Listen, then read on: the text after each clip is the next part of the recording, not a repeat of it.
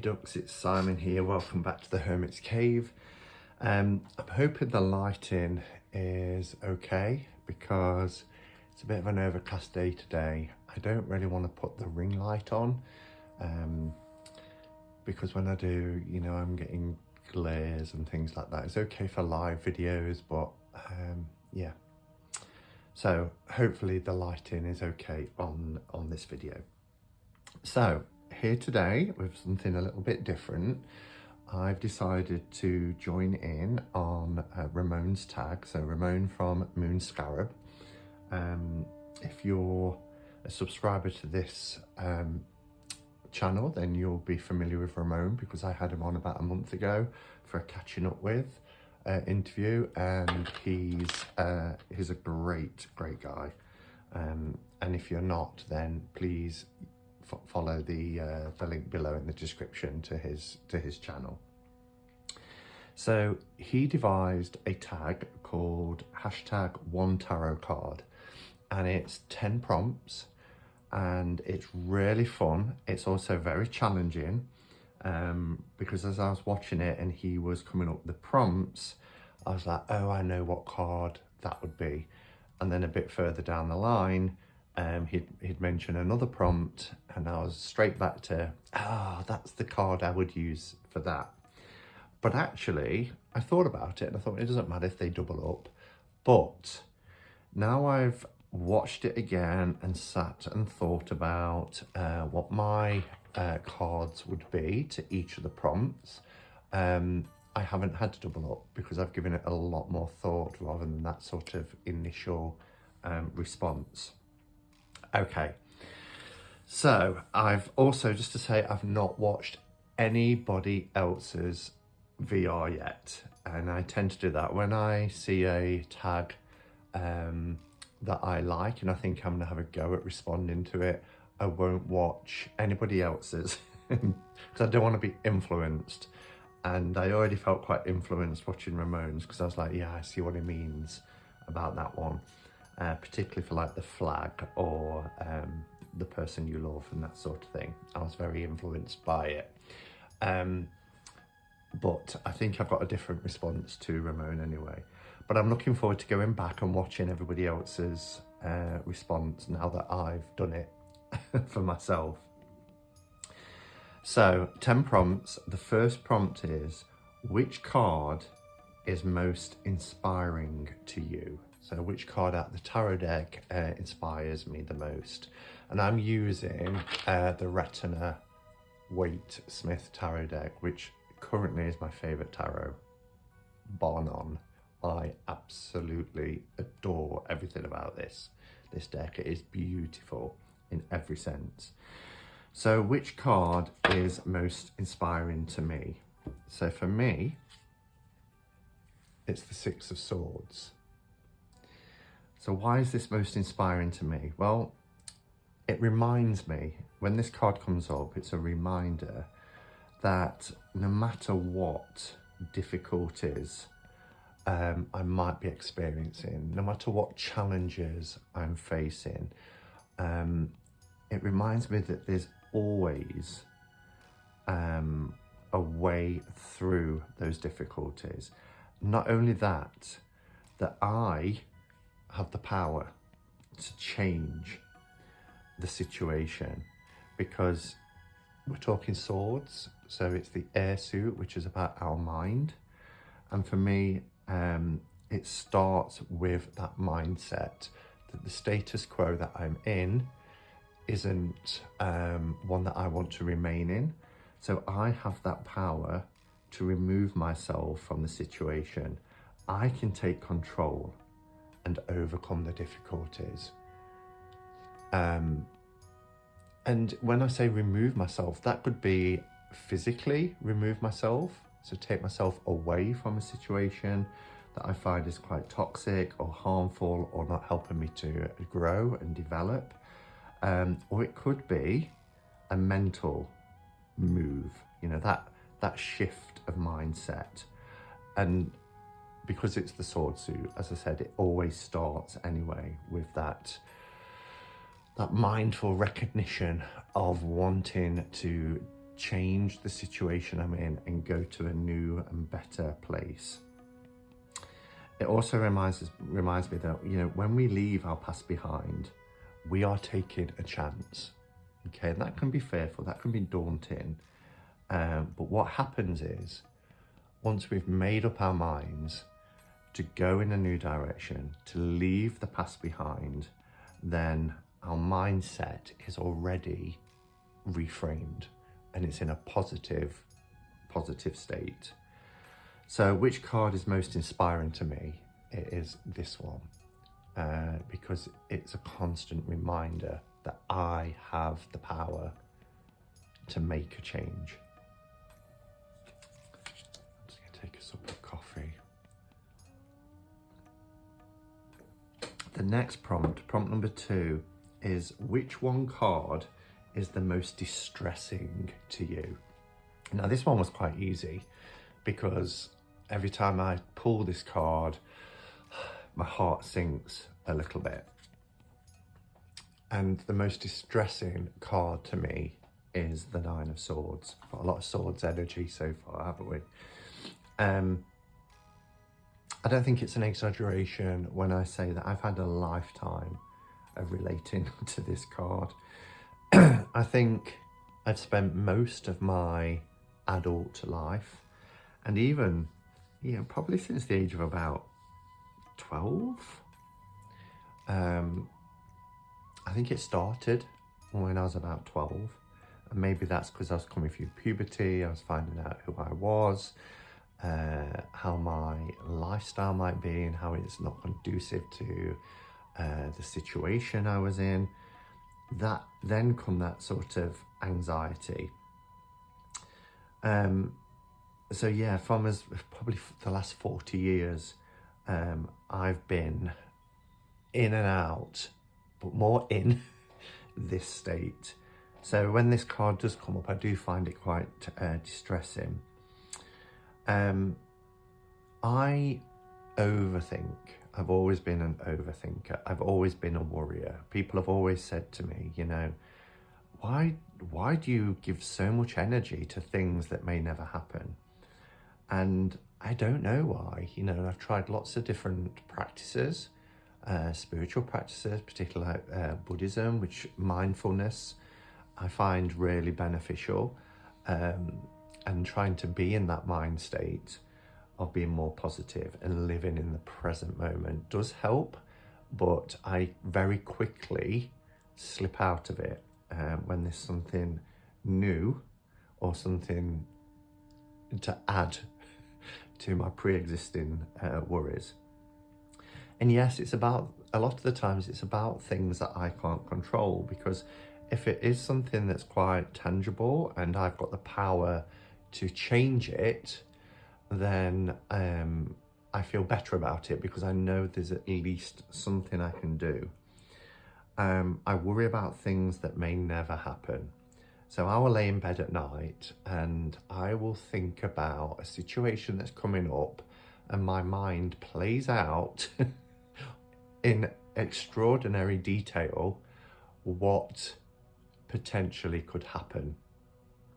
And I know, you know, that 9 times out of 10, sometimes it's been scarily accurate, but 9 times out of 10, it doesn't play out the way I think it's going to play out. And I have to remind myself that constantly. But even when, if it's 9 times out of 10, I will focus on that 1 time out of 10 where it did happen. So therefore, I think it's going to keep happening. I am better at not having regrets about the past, but I did used to worry about the past and want to change things about the past. I think the thing I worry about the most, and the thing that keeps me awake at night, is worrying about the future.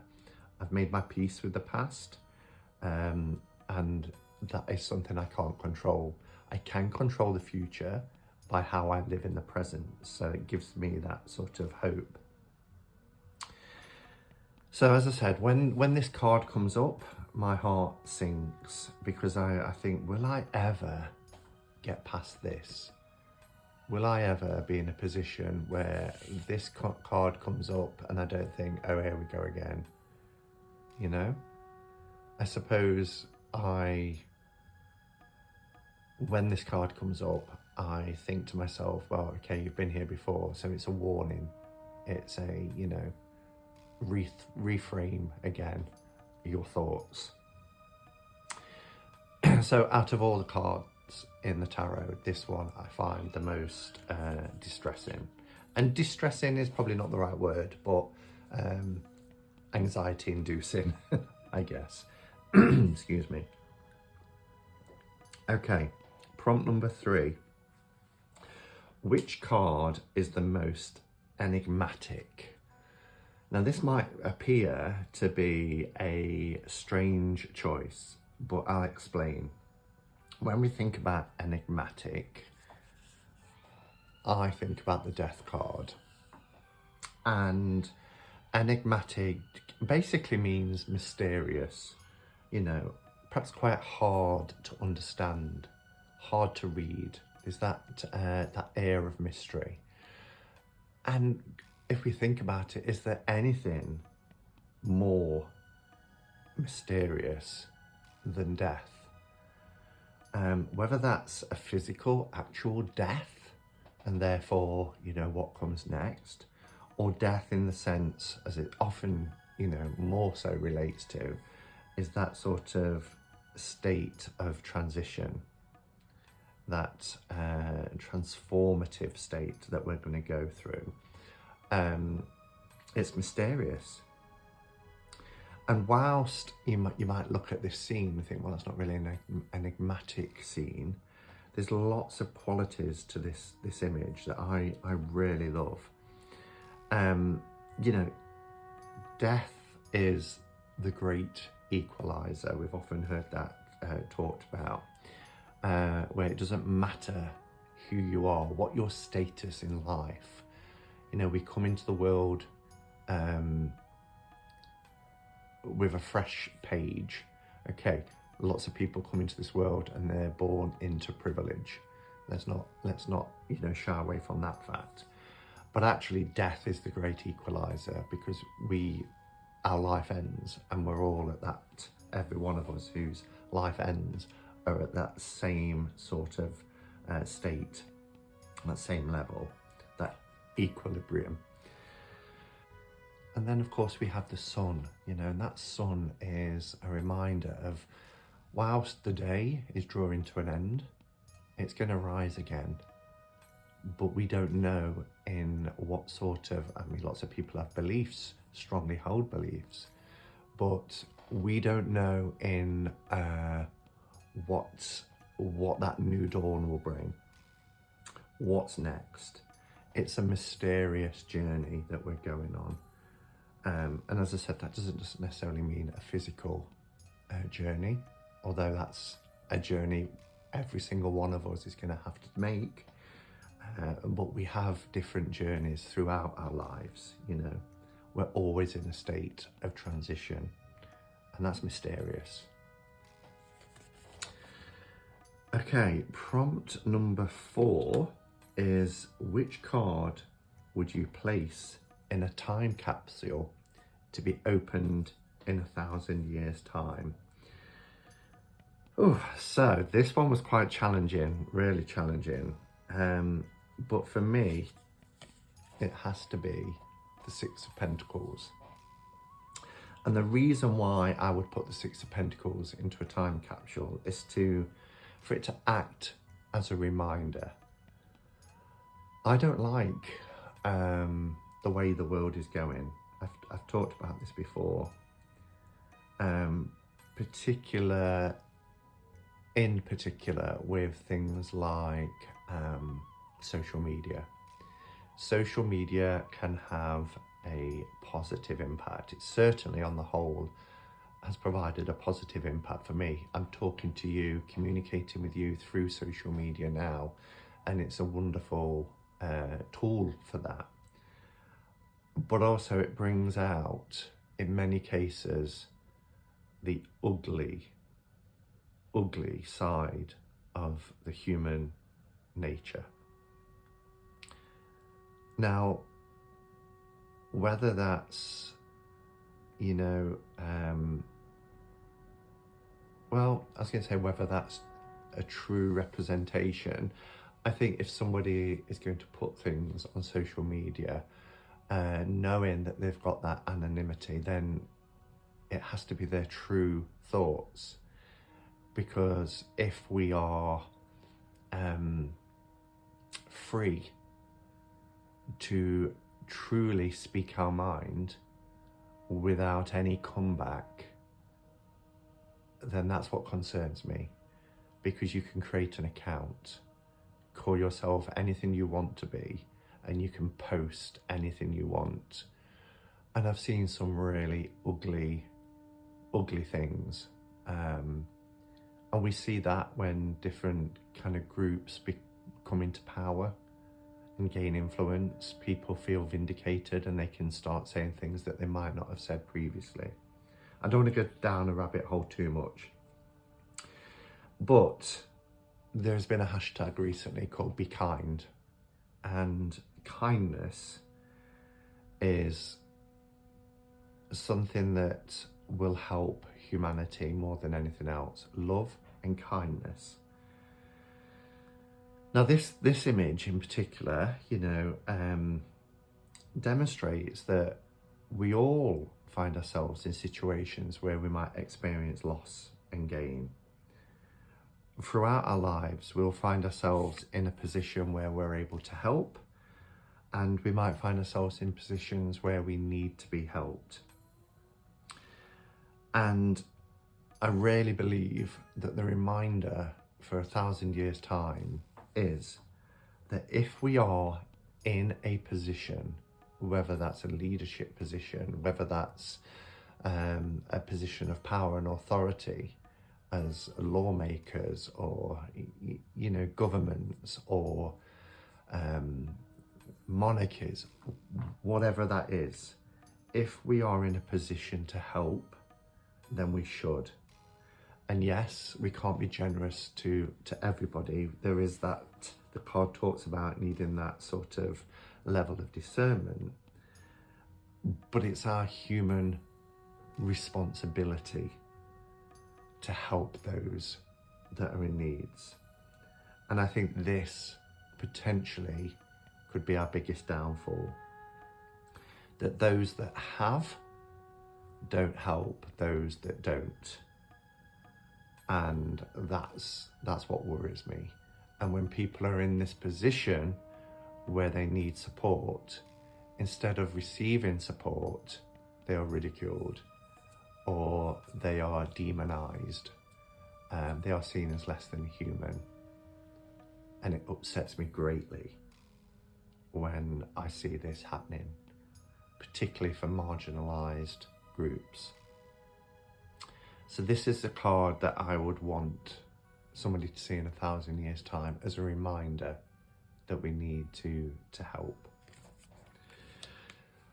Okay, the next prompt is, if you are elected president of a new country, what would be your flag? Now, I found this really difficult as well. I was looking at the cards and not necessarily trying to see a flag image, but I wanted an image to represent what I would want for that country. So I finally decided on the Fool.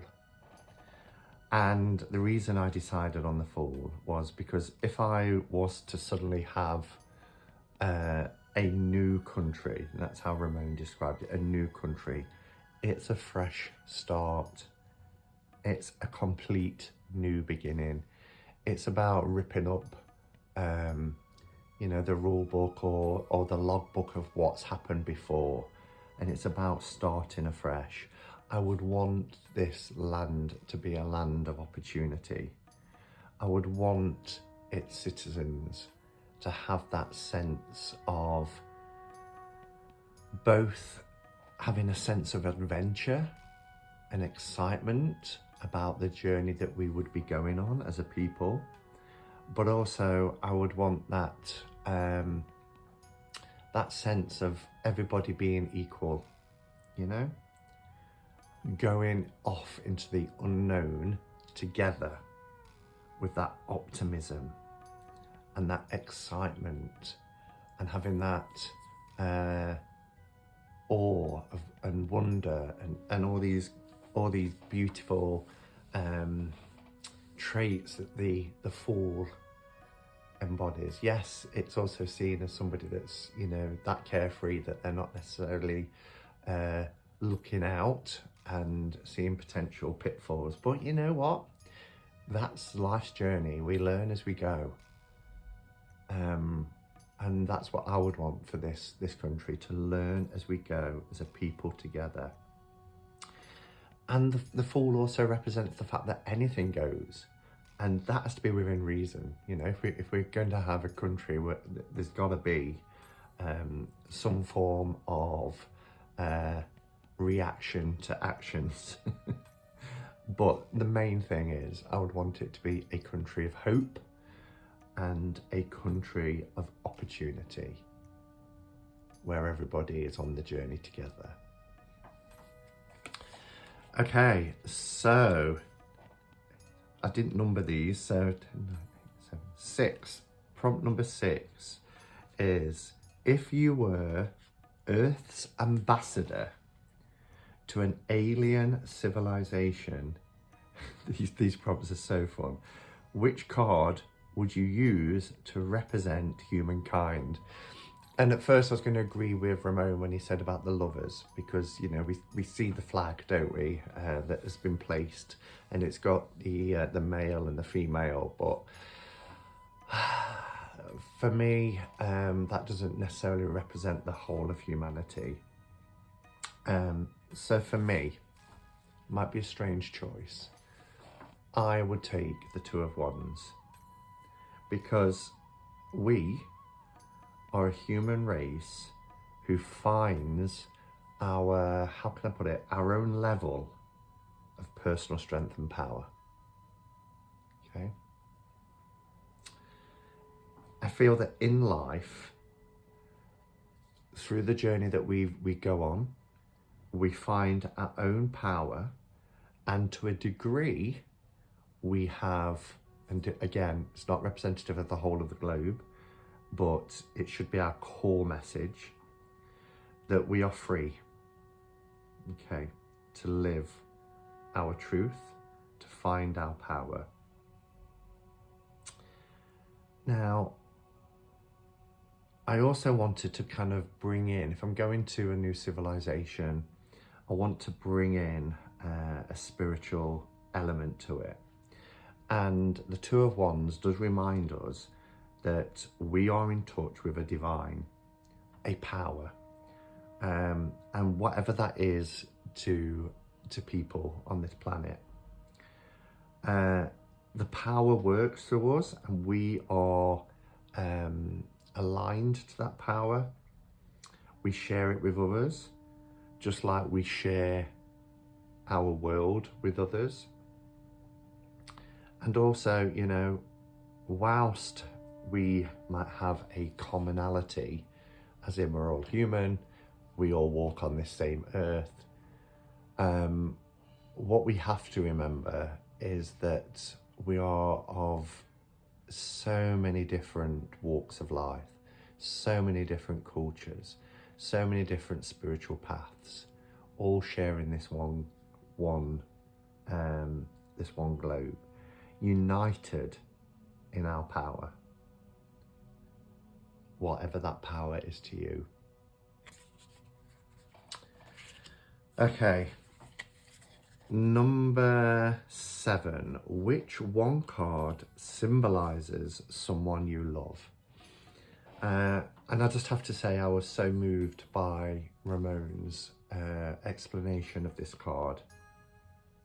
And if you haven't watched it, then please do watch it. He articulates so beautifully.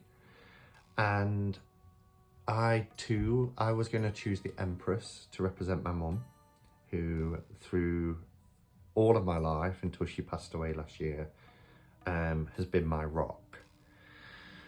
And then I thought about it, and I thought, well, what qualities of my mother, of the person that I love, what qualities did she really embody, and how did she use those qualities to help me? And I chose the Temperance card. My mum was the person above anybody else on this planet that I could go to if I needed someone to listen, someone to give advice, but she always had a solution. And there was a little joke, you know, because she always used to say, you know, if I took her advice or she helped me out with something, she'd say, "Mum to the rescue again," you know, almost like she was a superhero, and she was my superhero.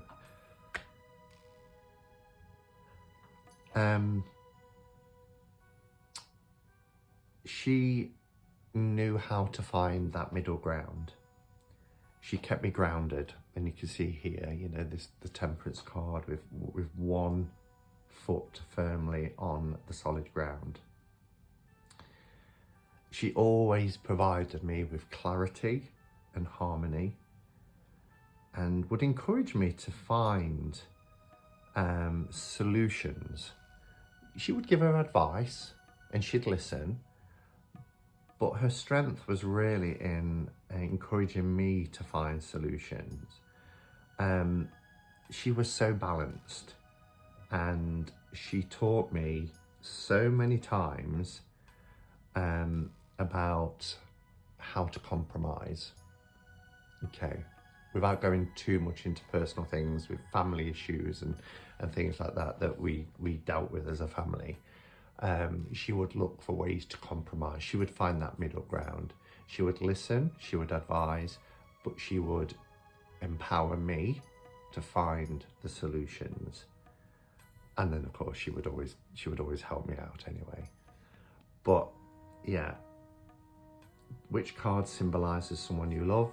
It's my mum, an eternal love, and for being my rock, for being my, you know, the person who made me feel grounded, made me feel secure, always knew a solution.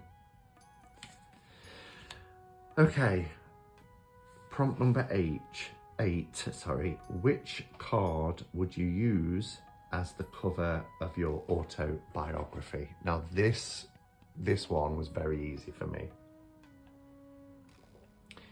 And if you've watched my channel, it won't be a surprise. It's the Five of Pentacles. And the reason I choose the Five of Pentacles is because the first time I held the Rider-Waite-Smith in my hand, as far as I remember, was 2008. Almost 20 years after my first tarot deck, which was the one JJ Swiss. And in 2008, I had spent a couple of years outside of the Mormon church, in which all my family was still on the inside. And when I saw this image, it was like, wham, straight into the solar plexus. And I was like, wow, you know, this really embodies how I'm feeling right now. And if there was to be a book, now I'll let you into a little secret. My story was shared within a book. It's not a book I wrote, but it was a book I was interviewed for about Mormon experiences and life coming outside of the Mormon church, and how when you are outside, you are cut off, you are isolated, you are basically dead to them. You're a lost soul. You're going to experience outer darkness for all eternity. You're going to be cut off from your eternal family, etc., etc. And it's heavy stuff to deal with. So I think if I was to write a book, it would be an expansion on that story that I shared that's part of another book. And this would be the cover. When I was within that organised religion, it was my life. Every day of the week, there was some activity that I was part of. And as I said, my family was in there. But when I left, and I won't go into it, I've talked about it previously, but when I left the church, I experienced a spiritual separation and a physical separation. I suffered a complete mental breakdown in which I was hospitalized. So, you know, I relate to these figures, might not necessarily be physical, although they had a physical manifestation, because, you know, psychological kind of illnesses such as anxiety, depression, trauma, very often manifest physically. I was cut off initially. I mean, eventually, thankfully, all of my family left that organised religion one by one. And then began this wilderness of soul searching. You know, I was left with a hole in the soul. I had this, because I was made to feel unworthy. I felt unworthy. I felt undeserved of happiness. I felt alone. I felt isolated. I had a huge sense of emptiness. And I think one of the most things I'm proud of in my life is recovering from that and helping others through my experience. And I don't feel like that anymore. I feel whole. I feel worthy to be alive. I feel connected to my family, both in the physical realm and in the spiritual realm. And I view this time of this emotional abuse as exactly that. And I will never give anybody else or any other organisation the power that they had over me again. So this would be the cover of my book. Okay, question 9. If you could upgrade a minor arcana card to a major arcana, which would it be and why? Very difficult. Probably the most difficult one to answer, because, you know, my love of the tarot is the fact that we've got major life lessons and minor life lessons. So I just see minors, well, I say just see, I very much see minors as they're important lessons, but they are minor lessons. However, playing within the rules, I would choose the Three of Wands.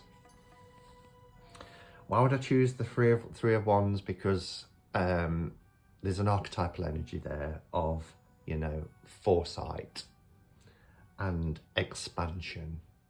These are two words that spring to mind when I think of, you know, somebody having foresight.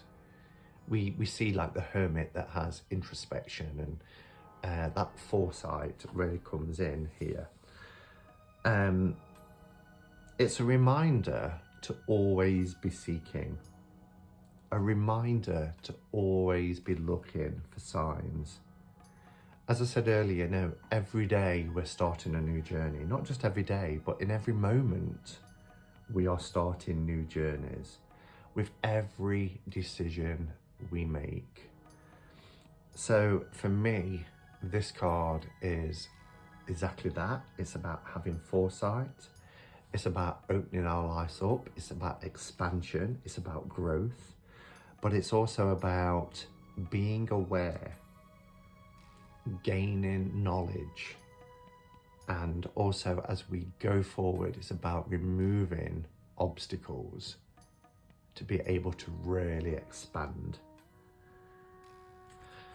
And the last prompt is, if you could mentor one of the pages, which would it be? And I was going to choose the Page of Cups, but then that's me in the tarot, you know, that's my significator. And I would probably want to be mentored with the same things that I would say that I would mentor. So actually,